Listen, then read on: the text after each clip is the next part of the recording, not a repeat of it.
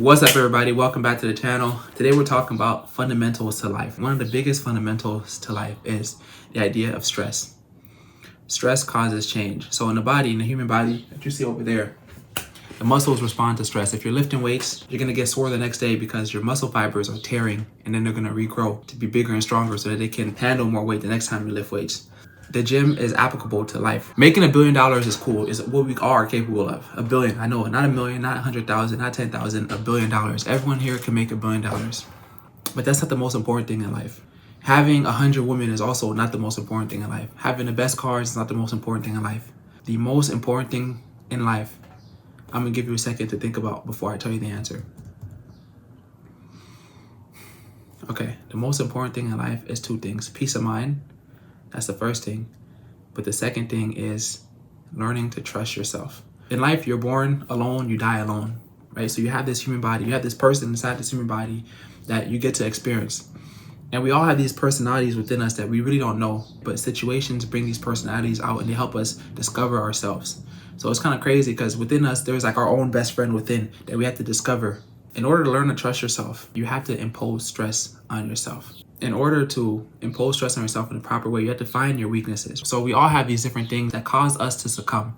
Let's say you're scared of public speaking, or you're scared to approach a girl, or you're scared to try a new sport, or you're scared to be a beginner in any different scenario. Create situations where you can exercise these weaknesses.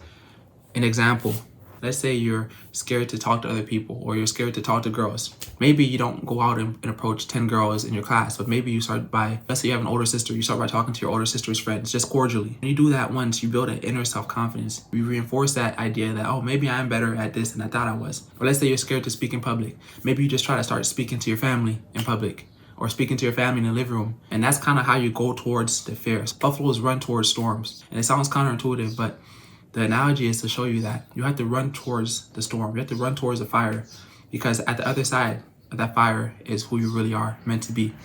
So one, we have to figure out our weaknesses. Two, write your weaknesses down. Don't just have them in your mind, write them down on paper.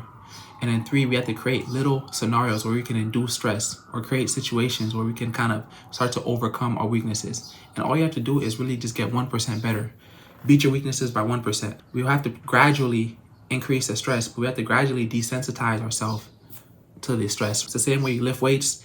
You start with 5 pounds, 10 pounds, 20 pounds, and then someday you're doing 100 pounds. It's called a progressive overload. Once you progressively increase the stress levels that you experience, you're gonna learn that you can overcome anything, and that's how you start to trust yourself. We're told that in our 20s, we should make all this money or get these degrees or things like that. And those things are good, but in our 20s, we should actually work on our skill set, work on trusting ourselves by gathering these skills, work on our weaknesses that kind of were given to us, or we accepted as children. As children, we don't really have too much choice, right? Adults tell us things about ourselves. An adult may say you're ugly or whatever, and you internalize that because you don't have any other way of rationalizing that as a kid.